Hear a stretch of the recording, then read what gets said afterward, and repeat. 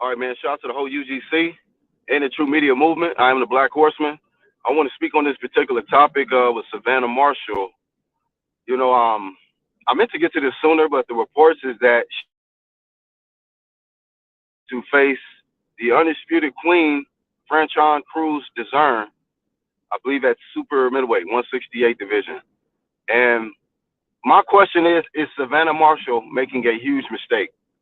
I'm asking that question to the boxing fans because we know that she's coming off a loss with Clarissa Shields, and she wanted to become undisputed in that matchup and then dethrone the the undisputed queen Clarissa Shields, the one that calls herself the GOAT. She wanted to get that notch on her resume, a win over Clarissa, but she fell short.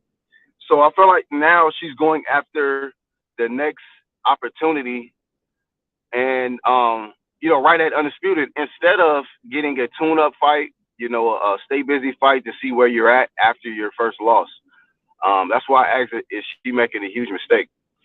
As far as and then also I've heard some rumors about like the fight didn't happen between Savannah and Clarissa Shields, the rematch, because Savannah Marshall still wants to have A side privileges when she don't have no belts, and she's already got her ass whooped by Clarissa Shields. So that was a no go. So she's going after Franchon Crews. And as far as Franchon Crews-Dezurn, she's had her share of ups and downs. She's fought Alejandro Jimenez at one point, who was juiced up, and since then she's fought her way back, and she's the undisputed queen now, and she's confident as ever. And I heard a little bit of audio from Franchon Crews saying that you don't know what you're getting into, that kind of thing, it's a different level. And I honestly don't know who's going to win this fight, but I think that it's an intriguing matchup. Both both women are punchers. Savannah Marshall's known for being a knockout puncher. Franchon Crews, even though she don't have a whole bunch of knockouts, she's known for being a puncher, someone who can hurt you and change the direction of the fight with one shot.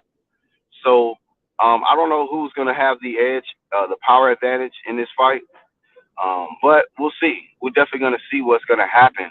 But if Savannah Marshall loses to Franchon Crews-Dezurn, I think it could be a career ender because you don't want to have back-to-back losses, and then it's like the devastation that she'll probably feel from falling short twice at her dream, which has become undisputed. A lot of people talk shit about undisputed a couple of years ago. Now undisputed is on a lot of people's agendas. A lot of people's agendas. So the sport of boxing is winning. Boxing fans, the ones that really care about the belts, ones that really care about one face, one name, baddest man or woman on the planet. We getting what we want. I like the fact that we getting a bunch of undisputed matchups. Devin Haney, Lomachenko, Canelo defending his belt at 168. Jermell Charlo defending his titles. Katie Taylor defending her titles. Chantel Cameron defending her titles. Undisputed is where it's at. And Savannah Marshall wants to be in that company. You know, some of these fighters only want to be mentioned because they got a great social media following. But I'm telling y'all, a couple of years from now, nobody gonna care about these individuals. And a lot of these people that don't care about legacy, they getting blazed anyway. You know what I mean? So, I always shout out and salute the ones that actually are going after legacy. Instead of just making it like it's all about your social media following and it's just all about money. Yeah, it's about getting paid, the good paydays, but it's about positioning yourself long term to get paydays. You know what I mean? You take the meaningful fights to put yourself in a position to get those big paydays. Every time you fight, people gonna know that you're gonna bring it. They're gonna know you're gonna leave it all out there in the ring, so on and so forth. But once again, getting back on Savannah Marshall, if she loses, I feel like she'll be devastated from it. I feel like she's being pressured. Her team is is pressuring her to go after the next best option to achieve your goal. You know what I mean? And that's to defeat Franchon Crews-Dezurn. I wish her nothing but the best.